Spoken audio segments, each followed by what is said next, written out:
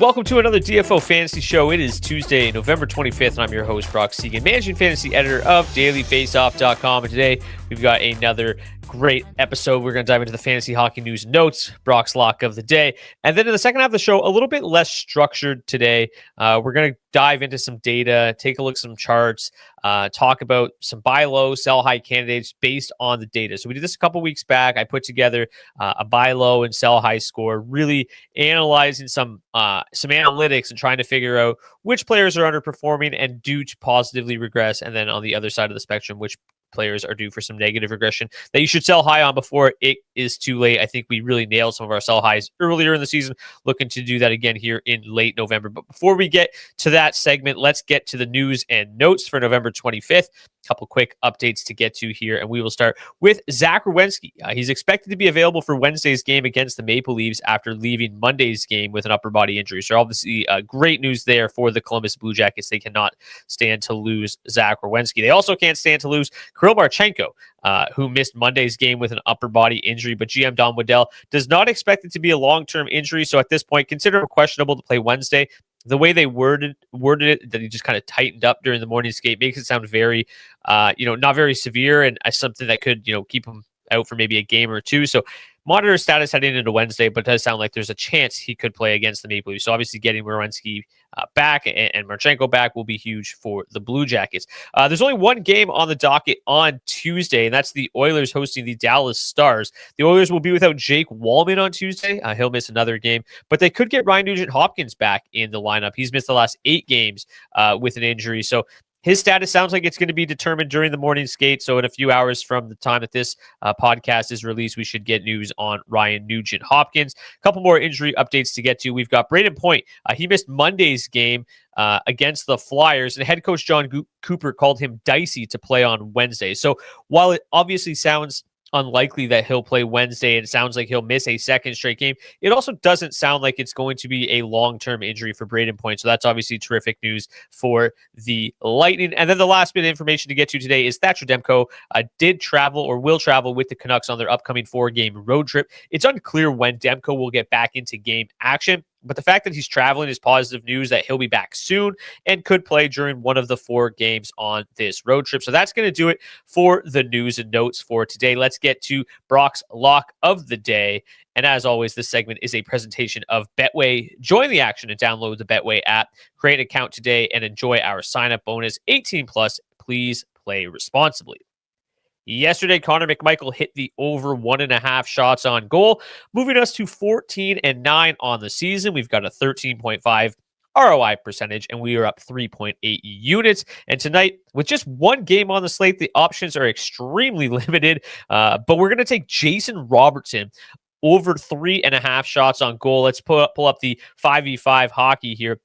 5v5 hockey model likes Jason Robertson, 95 score tonight. As always, if you want, 5v5 Hockey offers a 7-day free trial. So try out their prop model. We've been doing really well with it, using it every single night, and it's been going well. So as you see here, Jason Robertson, just a guy that has been shooting the puck like crazy this season, and Betway is offering it to us at plus 105. I don't usually take a line this high, but again, with just one game on the slate tonight, our options are extremely limited.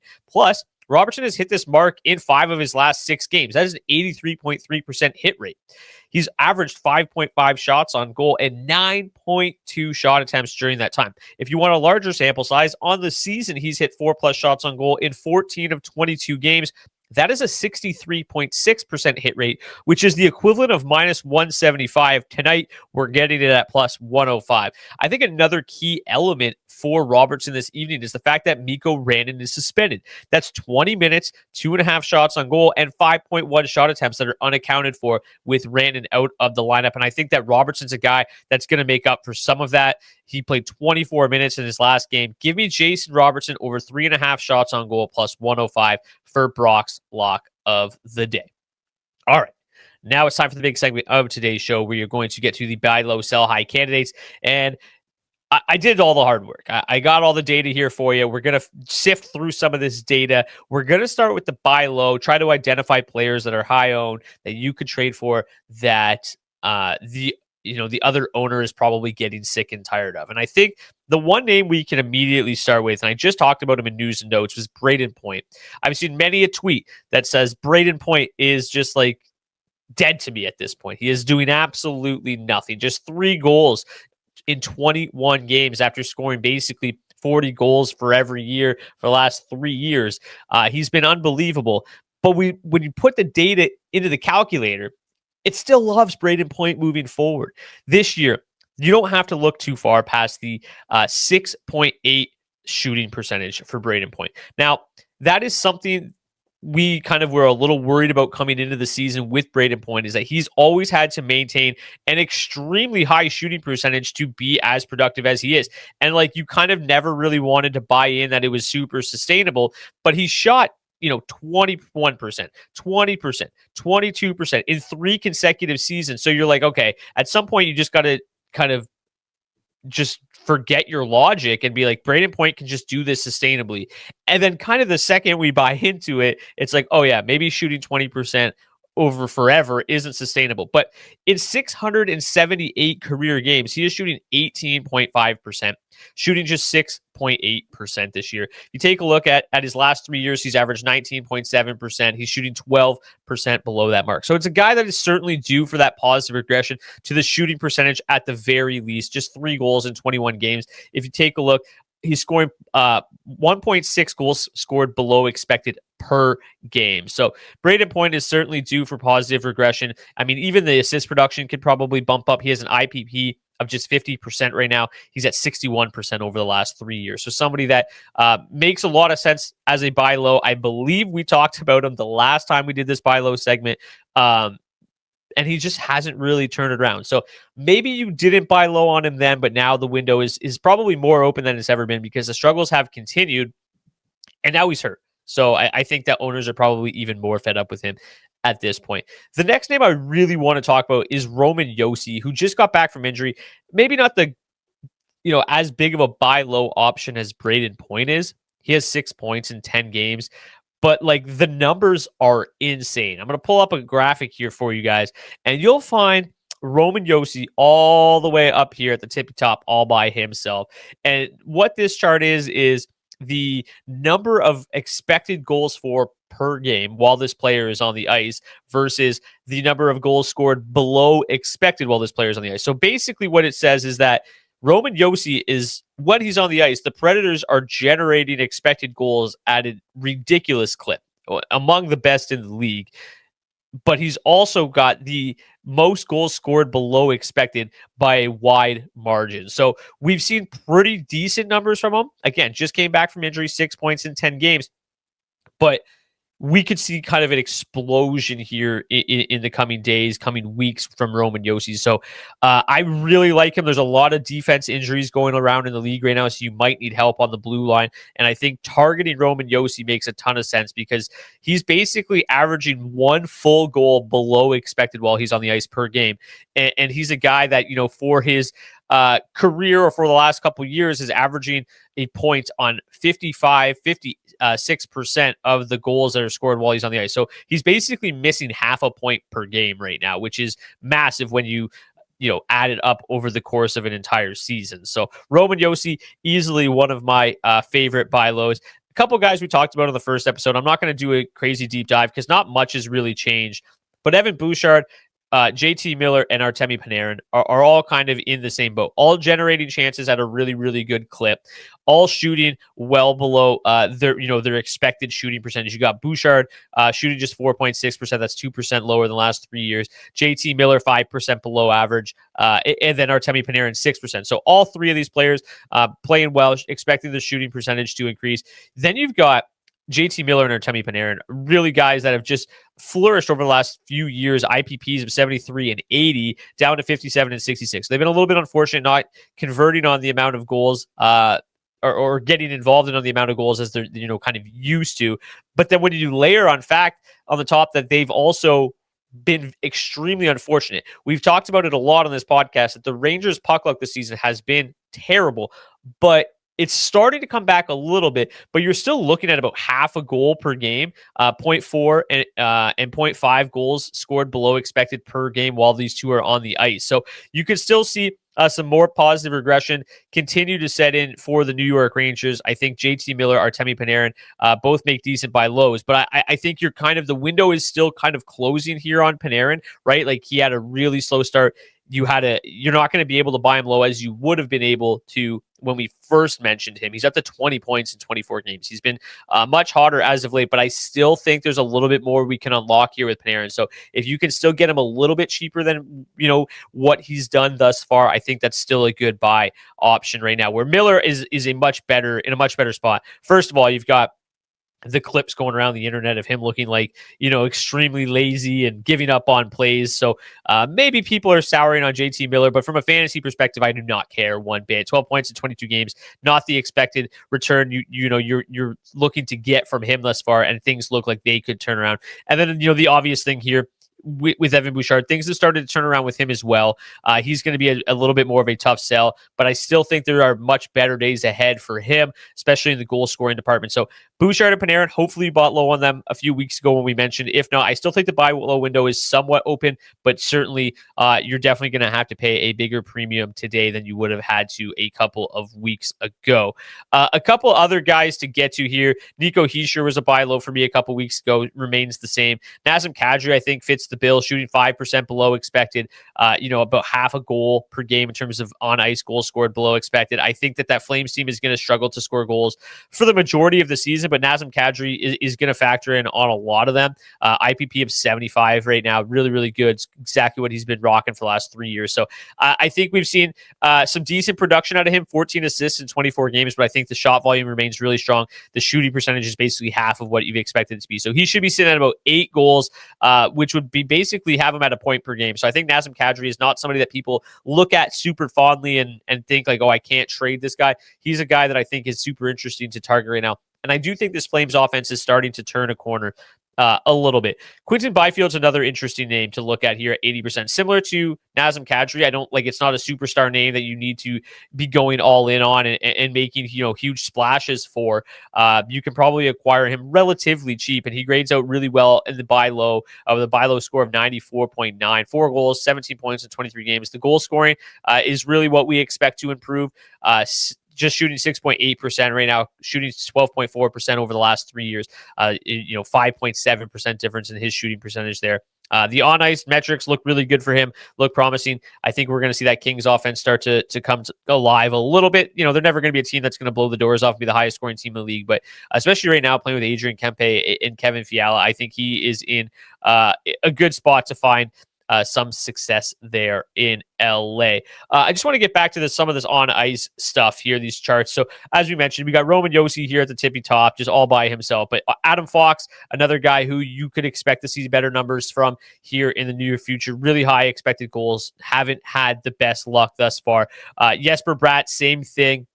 Another guy where the on ice metrics are really good, just not converting at the rate that you might think. And then you've got just a trio of Oilers. Talked about Bouchard already, but Connor McDavid, Leon Draisaitl. Obviously, you're not really going to be able to buy low on these guys, but it's just if you are McDavid or Draisaitl or Bouchard owners, this is more of a just stay calm. Everything will probably be all right. The same thing goes with Panarin. Dorofeyev, same thing. Guys that are playing well and the results just aren't quite there that they probably will be in the near future. You got a lot of Red Wings in here as well. You got Patrick Kane up there, DeBrincat, Seider, Larkin, Raymond, like all of their top dogs are producing really, really good expected goals numbers. They haven't quite converted as much as we'd like to see them convert.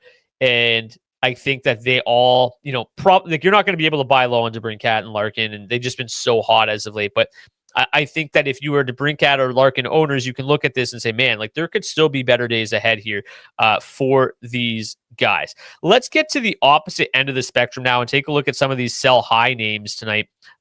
So like some of these guys, right, you're not going to be able to move for anything. Like 17% own Jake Neighbors or an injured Justin Brazeau, Kiefer Sherwood.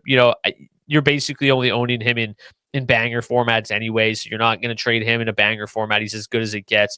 But like Tyler Bertuzzi, I don't think needs to be said too much. Like, he's shooting 27%. It's pretty obvious. He's scoring, basically a quarter goal per game above expected.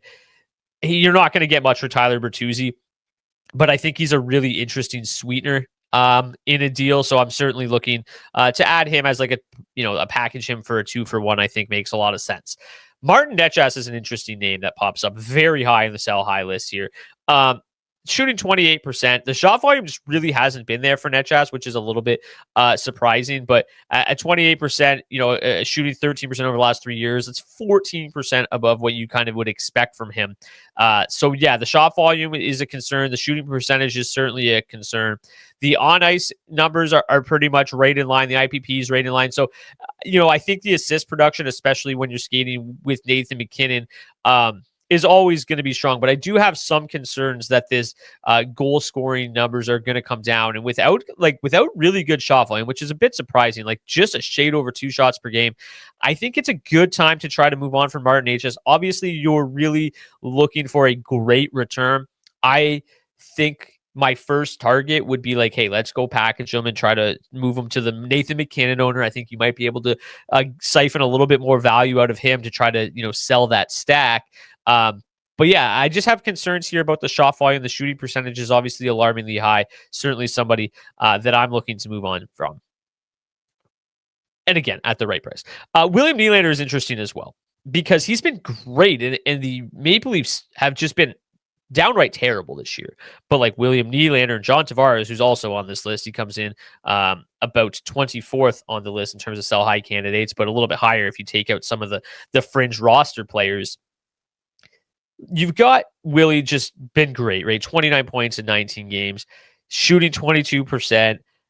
He's got basically half a goal scored above expected per game while he's on the ice, and a quarter of a goal scored above expected individually. So he's been pretty fortunate, and I just don't know where the Leafs are going to go from here.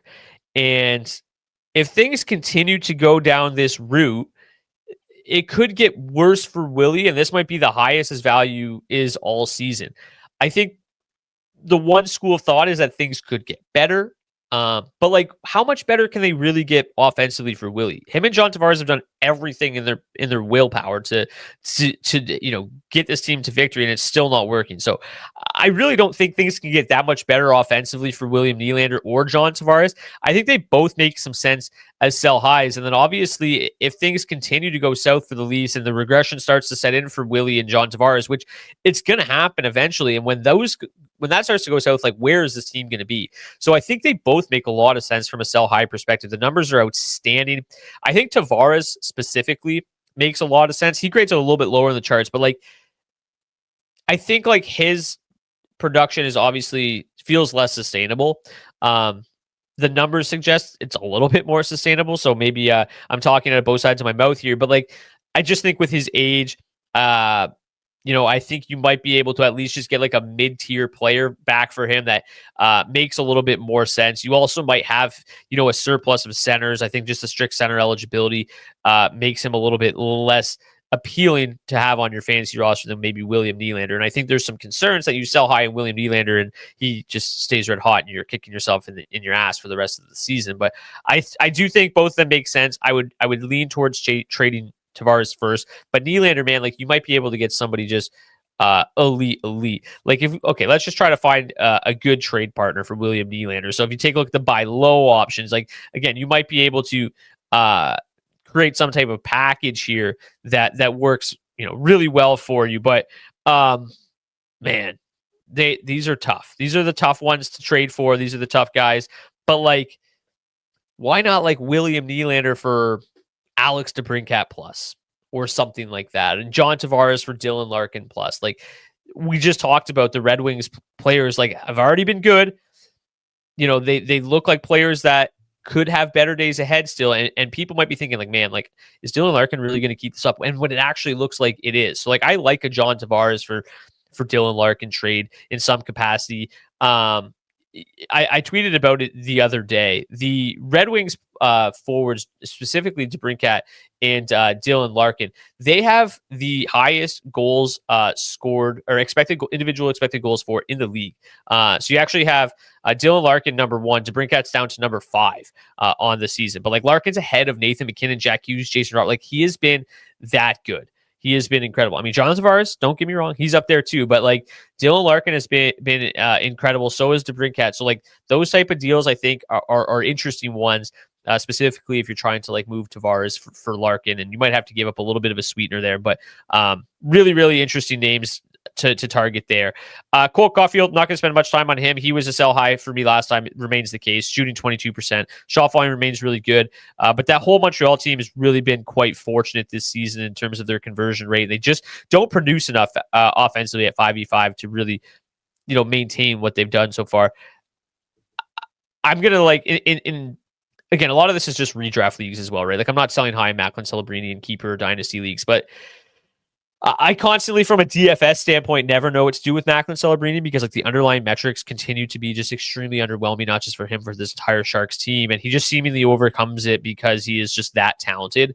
But I do think he's such a good sell high because I do think that he's going to struggle to continue at this pace. Like it's an incredible pace. He's shooting the puck like crazy, which is great, but he's shooting 20%. He shot just 12.9%. Is kind of like what we'd expect. Maybe we'll give him 15%. 20% still high. The IPP of 87, he's elite. Like he can maintain something close, above 80 possibly. 87 still really, really high. He's basically a quarter goal individually above expected per game. A quarter goal on ice above expected per game. Like the metrics he's not going to be able to overcome them forever. And that's my concern. And he's such a hot name that you could probably get anybody for him. And don't sell yourself short. Don't just go get rid of Macklin Celebrini because some guy on a podcast told you to. But like, I do have concerns that what he's done so far is very unsustainable. And it's not easy to come up here and say like, hey, trade Macklin Celebrini. But the data suggests that it makes sense in a redraft league. Only Morgan Geekie, I think everybody should try to trade Morgan Geekie. I don't know like what more to say. Like I think maybe he just shoots at 26% forever, but you got to try to sell high on Morgan Geekie. Brad Marchand, same thing. He's shooting 21%. It's been a great story. He's playing a lot of minutes. That's still not a team that's generating a ton offensively. The metrics are all ridiculously high. Like he's a guy that's been around a 70% IPP. He's at 80% this year. He's shooting 21%. Trying to trade high in Brad Marchand for sure. Some of these Ducks guys, like I think a lot of these Ducks players have been pretty fortunate. Let me just pull up some of the Ducks here. So like they're definitely creating high XG. But they're also been very fortunate. Troy Terry, Leo Carlson, Cutter Gauthier, like all these guys have been pretty fortunate thus far. We're starting to see some of that regression. Great pickups like Leo Carlson. You pick him off the waiver wire if you can trade him for somebody great. Like I still think Leo's gonna have a good year. I just don't think like, it's not going to be as good as it was at the start of the season. Obviously, Troy Terry's like the one guy that's, could convert a little bit better, but Cutter's converted above expected. Leo's converted above expected. Kreider, Beckett Seneca converting above expected. So yeah, like I think a lot of those Ducks guys make sense. I think maybe you missed the sell high, maximum sell high window a couple weeks ago, but I still think that you could, get them, move them for a pretty penny right about now. I think they make a lot of sense as well. So I want to take a look at one other chart here. So basically what this is I have their shooting percentage this year, their IPP this year versus their shooting percentage and IPP from the last 3 years. And, who has just really been extremely fortunate, who's getting in on more goals than you might expect and shooting above what you'd expect. Ryan Nugent-Hopkins, obviously he's been out, so that doesn't really matter for us. But let's just try to find some fun names on here that we can chit-chat. Like John Tavares is way up there. We know that. Anybody else? Jacob Trouba? No. Dylan Cousins? Yeah, if you can move him. I don't know if you can. Tyler Bertuzzi, already talked about him. Brad Marchand. So a lot of these guys are in this mix of just been very, very fortunate.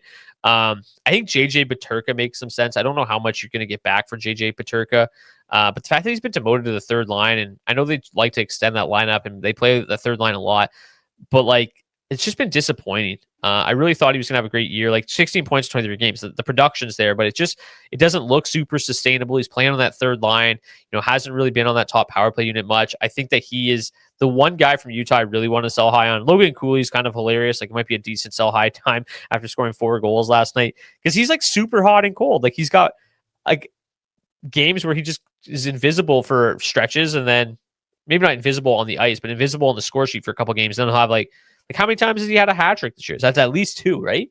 4-goal game last night, just insane. Definitely another name that I'm looking to sell high on. So the main thing I want to show here is just that the data suggests that there are lots of buy lows, lots of sell highs out there for you. And if you're panicking on some of these buy lows, don't. I don't think you need to panic too much, because the data suggests they're going to be okay. So if you have any questions, feel free to reach out to me on Twitter at Brock_Seguin, and we can talk about some of these players. And I just looking for some feedback here. Drop in the comment section on YouTube or on Twitter if you want to reach out to me as well, what you think about this tool, because I think it's really interesting. I think it is super fun to look at and try to make some of those difficult decisions.